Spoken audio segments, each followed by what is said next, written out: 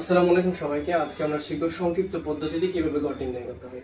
তো আমি প্রশ্নটা এখানে লিখে রেখেছি, সংক্ষিপ্ত পদ্ধতিতে গড় নির্ণয় করো। শ্রেণীবৃত্তি আছে 2 থেকে 6, 6 থেকে 10, 10 থেকে 14, এভাবে করে একটা শ্রেণীবৃত্তির ঘর আছে। আর একটা আছে কি গণসংখ্যা, যে 1, 9, 21, 47, 52, 36, 19, 3। তো আমাদেরকে যদি সংক্ষিপ্ত পদ্ধতি গড় নির্ণয় করতে বলে তখন আমরা 5টা গড় করবো। কয়টা গড়? 5টা গড়। কি কি? শ্রেণীবৃত্তি, শ্রেণী মধ্যমান, গণসংখ্যা, ধাপ বিচ্যুতি, FI, EY। এখন শ্রেণীবৃত্তি কি? শ্রেণীবৃত্তি হচ্ছে এখানে যেটা থাকবে আমি ঠিক সেটাই লিখে ফেলবো। এই যে লিখে ফেললাম, এটা এটা এটা এটা, ওখান থেকে দেখে দেখে আমি শ্রেণীবৃত্তিটা লিখে ফেললাম। এরপর হচ্ছে কি শ্রেণী মধ্যমান। শ্রেণী মধ্যমান কেমনে বের করে? এই যে 2 এবং 6 যোগ করার পর 2 দ্বারা ভাগ করবা, কত আসবে? 4 আসবে। ঠিক সেম টু সেম এটা এবং এটা যোগ করো, 2 দ্বারা ভাগ, তাহলে কত হবে? 8 হবে। এটা যোগ করো, কত? 24, 2 দ্বারা ভাগ করো 12। এই যে 12 লিখলাম। এভাবে করে সব কিছু কি বের করে ফেলতে হবে। কিন্তু আমরা অন্যভাবে বের করা যায়, এই যে এটা 4 এর মাথা গুণে দিলে হয়ে গেছে। এই 4 কে 4, 4 2 গুণ 8, 3 4, এভাবে করে করে করে দিলে হয়ে যাবে।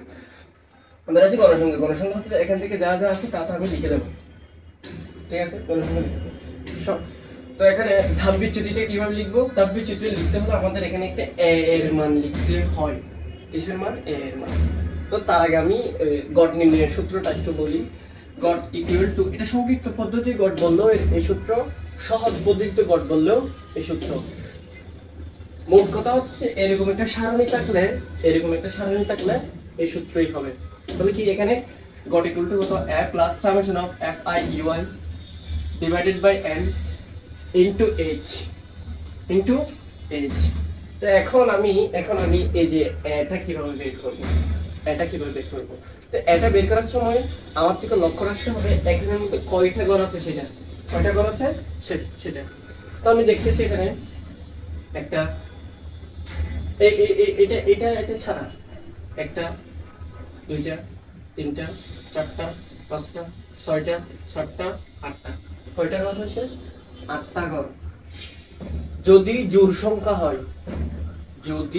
সংখ্যা হয় তাহলে এই এর মান হবে ঠিক মাঝখানের দুইটা ঘরের মধ্যে যার গণসংখ্যা বেশি সেই হবে এর মান। তাহলে কিভাবে আবার একটু দেখি। এটা একটা হচ্ছে যে কি 8টা আছে এখানের মধ্যে ঘর, 1, 2, 3, 4, 5, 6, 7, 8টা আছে। 8টা থেকে ঠিক মাঝখানে 2টা ঘর কোনটা? এই 2টা ঘর, তাই না? তাহলে এই 2টা ঘরের মধ্যে কার গণসংখ্যা বেশি? এদিকে আসলাম, গণসংখ্যা দেখলাম যে এখানে একটা কি আছে 47 আর একটা 52। কোনটা বেশি? অবশ্যই এটা বেশি। কোনটা বেশি? এই যে এটা বেশি, 52 বেশি। সেজন্য আমি এই যেটাকে কি লিখবো? এ লিখবো। বোঝা গেছে? তাহলে বিজোড় হলে কি লিখতাম? বিজোড় হলে এর মান কি লিখলাম? বিজোড় হলে আমরা লিখতাম হচ্ছে ঠিক মাঝেরটা। যেমন যদি এখানে 7টা ঘর থাকতো, 7টা ঘর থাকলে ঠিক মাঝেরটাই লিখতাম। ঠিক মাঝেরটা কোনটা? ওই 4 নম্বর ঘরের যে গণসংখ্যা আছে ওই গণসংখ্যার মধ্যে শ্রেণী মধ্যমান যত আসতো ততই হতো এর মান। কিন্তু এখানে জোড় সংখ্যা হলে একটা ডিফিকাল্টিস, সেটা হচ্ছে কি ঠিক মাঝখানে যে 2টা ঘর আছে এই 2টা ঘর থেকে যার গণসংখ্যা বেশি তার শ্রেণী মধ্যমানই হবে এর মান। তাহলে এখানে এই এর মান কত আসছে? 52। এর মান কত আসছে? 52। তাহলে এই যে এই বরাবর আমি এটা 0 দেবো, তাপ বিচ্যুতির মধ্যে 0 দেবো। এগুলো -1, -2, -3, -4, এদিকে আরে থাকবে -5, এভাবে করে যাইতে থাকবে। নিচের গুলো কি হবে? প্লাস হবে। 1, 2, 3, এভাবে কি হবে? প্লাস হবে। তো আমি এই সবগুলো কি করে ফেলবো? যোগ করে ফেলবো। যোগ করার পর n = 188 আসলো। গড়ের সূত্র কি? a plus summation of FI, EY divided by n into h, তাই না? এখানে a এর মান কত আসবে? তাহলে এই যে a এর মান হচ্ছে 20। কত আসবে? 20। ঠিক আছে। এরপর সামেশন অফ FI, EY কোনটা? এই যে এটা কেন বসালাম। এরপর n এর মান কত? এখান থেকে যোগ করে যা পাবো তাই এখানে বসাবো। এর পরবর্তী এইচ এর মান কত? এইচ এর মান হচ্ছে 4। কেমনে বসাবো? এই যে এটা থেকে এটা বিয়োগ দেবো, 6 থেকে 2 বিয়োগ দেবো, তখন কত আসবে? 4। তো এসব কাহিনী করার পর আমার আসবে কত? 19 পয়েন্ট সামথিং আছে। আমি এখানে দেখি 19.21। এটাই হচ্ছে আমার গড়, এটাই হচ্ছে আমার গড়। তো এখানে একটা জিনিস আমি বলে রাখি, সেটা হচ্ছে এইচ এর মানটা বের করা। এইচ এর মান বের করে একটু প্যারা। যেমন আমি যদি বলি, আমি ঠিক এটা থেকে একটু বের করে দেখাই, 2 6 6 10, এটা একটা। আবার আমি এখানে দিলাম 2 5 6, কত দেবো এখানে যদি 4 দিই, আচ্ছা আমি এভাবেই দিই, 1 থেকে দিই, ঠিক আছে। আবার 6 থেকে 10, ঠিক আছে।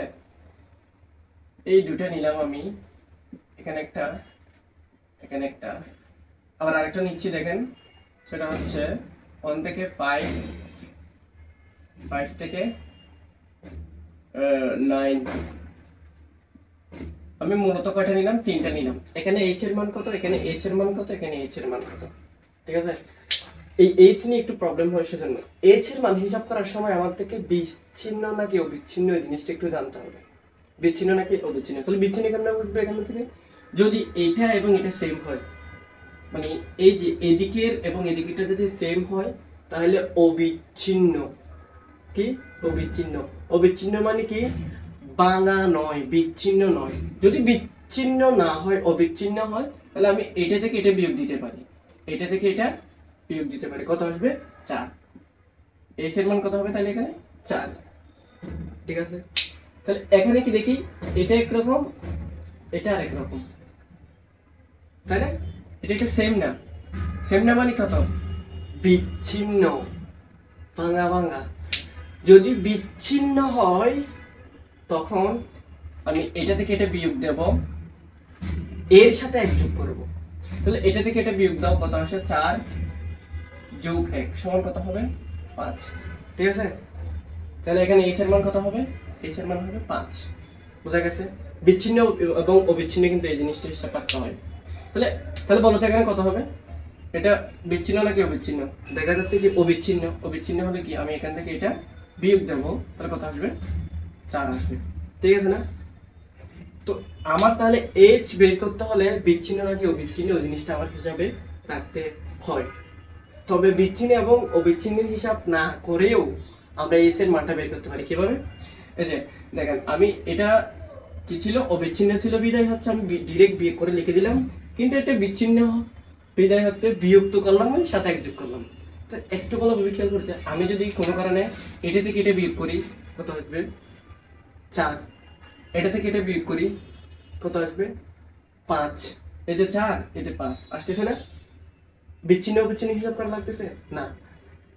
এটা থেকে এটা বিয়োগ করে দাও, কত আসে? 4। তার মানে আমার বিচ্ছিন্ন নাকি অবিচ্ছিন্ন ওই জিনিসটা প্যারাই হবে না, যদি আমি এই পূর্ববর্তী এটা থেকে এর আগেরটা বিয়োগ দিয়ে দিই। মোট কথা হচ্ছে, আমি এটা থেকে এটা বিয়োগ দেবো, আমি এটা থেকে এটা বিয়োগ দেবো, এটা থেকে এটা বিয়োগ দেবো, এটা থেকে এটা বিয়োগ দেবো, তখনই আমার কোনো বিচ্ছিন্ন অবিচ্ছিন্ন কোনো প্যারা আসবে না। এটা থেকে এটা বিয়োগ দেওয়ার ফলে যেটা আসবে ওইটাই ডাইরেক্ট এইচ এর মান, ঠিক আছে। আশা করি বোঝাতে পেরেছি।